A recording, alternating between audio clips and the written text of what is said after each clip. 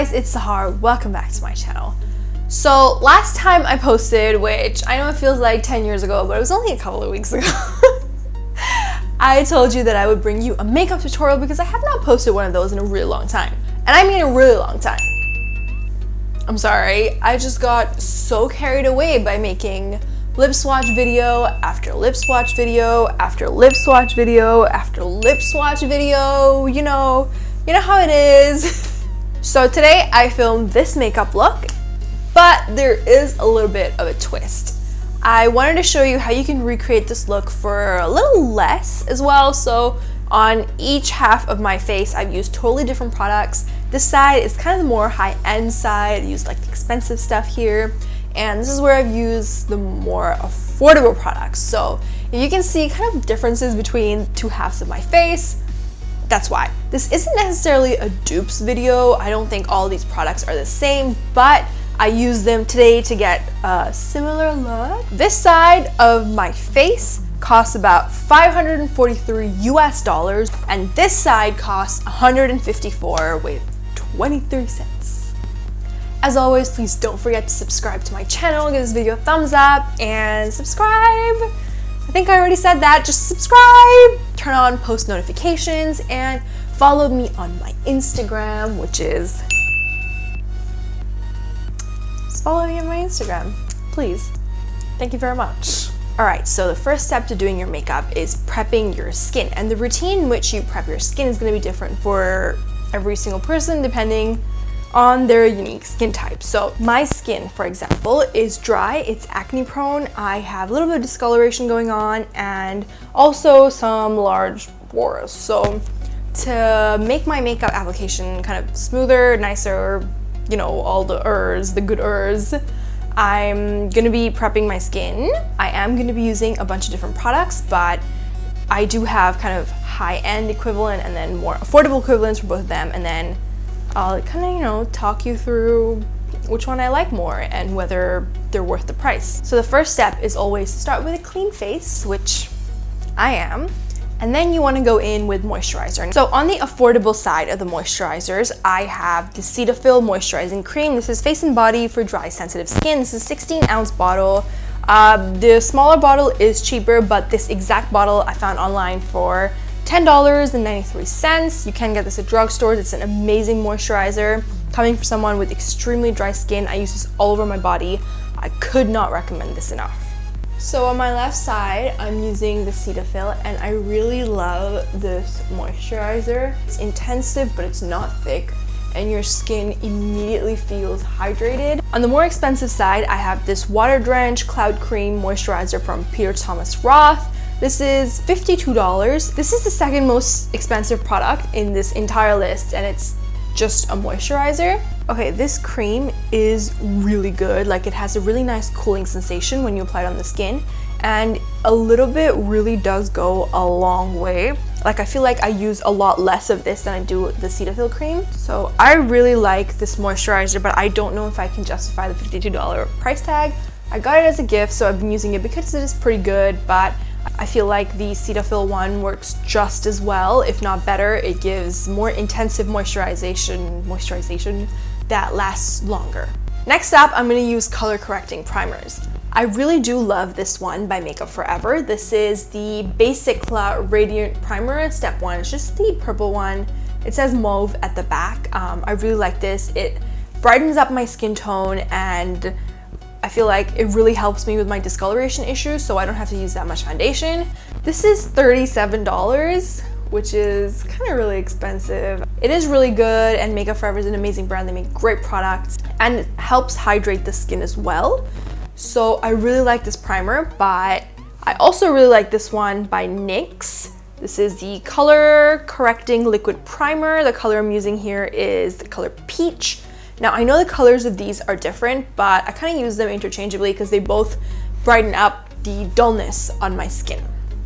So as you can see, the NYX one also really brightened up my skin tone, but it does have this kind of really strange luminous finish as opposed to the Makeup Forever one, and I'm definitely gonna have to go over this side with foundation to kind of make it look a little bit more like actual skin so I don't look really washed out, but I could just apply the Makeup Forever one and be done. I really do think that both these products are really, really good and they fulfill kind of their unique purpose. So I do recommend both of them. If you can afford to splurge on the Makeup Forever one, you totally should. It is fantastic. This entire range of primers is so good. Otherwise, these NYX ones are also really great. Okay, last skin prep thing. All right, last skin prep thing before I move on to my eye makeup. I'm gonna be using primers to kind of fill up the pores and smoothen the skin to make a softer base for foundation. I do have really textured skin, so this is also a must for me, especially because it does help my foundation stay on longer. So on the high-end side, I'm gonna be using the Smashbox Photo Finish Primer. It's really good. I've used this millions of times. I love it. On the left side, I'm going to be using this L'Oreal Blur Cream. It does have a different name depending on where you are. So for example, here in Singapore, it's called the True Match Blur Cream, but in other parts, it's called Nude Magique Blur Cream. As soon as you start working the primer into the skin, it becomes kind of like really creamy. It applies super soft. It didn't leave any kind of color, and my skin honestly feels amazing. So now I'm just running my finger across my face, and the side with the Smashbox one does feel much smoother, but honestly, it's not that big a difference. I really feel like these two products could be interchangeable. All right, next up are the internet famous dupes, the NYX Tame & Frame Brow Pomade and the Anastasia Beverly Hills Dip Brow in dark brown. So I used the Anastasia Dip Brow Pomade for this brow, and I used the NYX Tame & Frame Brow Pomade for this one. I do like the shade of the NYX one a lot better, but the issue that I have with the NYX one is that, first of all, it's not as creamy as the Anastasia one. I feel like it dries up a lot quicker, and then also that really is not that budge proof. For example, the Anastasia one, you know, I put it on, I come back 12 hours later, it's still there. But the NYX one, like if I do this, there is product outside of my brow, and I wasn't even running the spoolie through it, like really tough. I am gonna be setting this brow with this Anastasia Beverly Hills Clear Brow Gel. I do have a brow gel from NYX somewhere, but I could not find it for the life of me, so I guess this brow gets special love and the other one doesn't get any. Next, I'm going to be using some concealer to clean up underneath my brow. For the high-end side, I'm using the Tarte Shape Tape Concealer. This is my favorite concealer of all time. And on the affordable side, I am using the LA Girl HD Pro Concealer, second favorite concealer of all time. Thing that differentiates the Tarte Shape Tape from the LA Girl Pro Concealer for me is how pigmented it is with just a little bit. You see what I mean? With that little bit of product, I covered up my entire eyelid.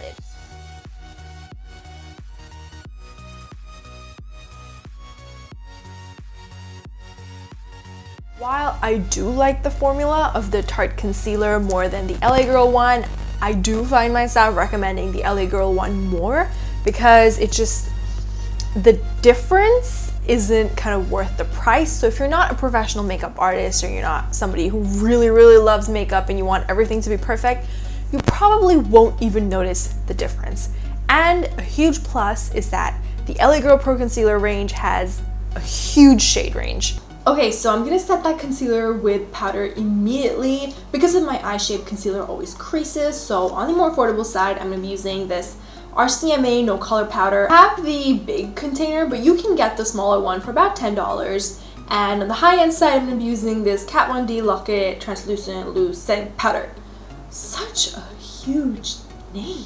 Okay, eye makeup. It is time for the big guns. This is where I feel like the difference will really start to show. So for my high-end side, I'm going to be using this Huda Beauty Desert Dust palette. I'm sure you've already heard of it. This is not launched yet. This is a beautiful palette. I've already posted some tutorials on my Instagram using this. So this is going to be on the side. And on my affordable side, I'm using this NYX Lid Lingerie palette. Yeah, it's just their shadow palette. This palette is by no means a dupe for this one because this one has so many different colors.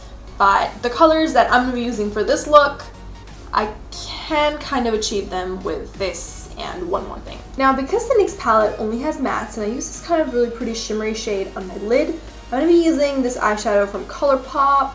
You can use any kind of color you like, but this was my favorite and it got discontinued. It's in the shade Lovely, but I'm just going to put it on my lid. Sorry, it's discontinued.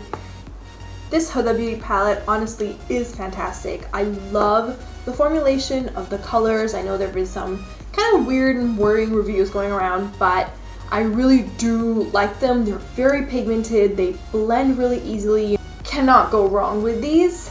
I really love them. The price tag is a little steep, so I'm sure there are kind of other similar colors you can get, but the formula is unmatched. This NYX palette came pretty close. If you're on a budget, this is totally amazing palette. You should totally try, but if you are a makeup artist and you really love your eyeshadow, this is a great palette. You should get this one. Now it's time for eyeliner. On my affordable side, I'm going to be using this NYX Matte Liquid Liner. This is my favorite eyeliner of all time. I cannot even imagine loving anything as much. And on the high-end side, I'm going to be using the Man Eater Liquid Liner. Also really fantastic liquid liner. This is a brush, kind of like a felt tip, and this is not felt tip. What I love about the NYX one is how black it is, and if you put it on top of glitter or shimmering shadow, it really just applies so opaque and so great. The Tarte one definitely is easier and quicker to use, but doesn't give me the kind of dark black as I hope for. Actually, the NYX Epic Ink Liner compares a lot better to the Tarte one, but this one was cheaper, and I do like it a lot more than the Epic Ink one because I feel like it's so versatile. You can use it to hide your lash band, whatever kind of finish you're using on your eyes. This will cover it, and I find this easier to kind of maneuver, but this one definitely is quicker. That being said, I find myself reaching for this most of the times. Onto mascara. Haven't had much luck with affordable mascaras, especially because there isn't that much of variety here in the drugstore in Singapore. I do have this one called NYX Double Stacked. It's a really good mascara. On my high-end side, I'm using the Marc Jacobs Velvet Noir Mascara. Mascara.